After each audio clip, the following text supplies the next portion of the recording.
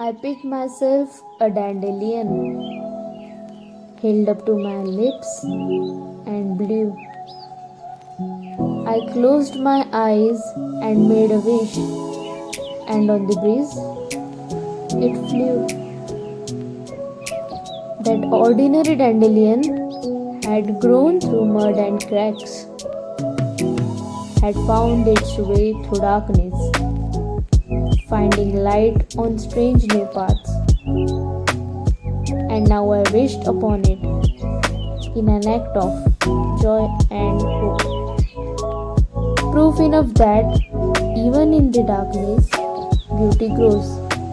I picked myself a dandelion.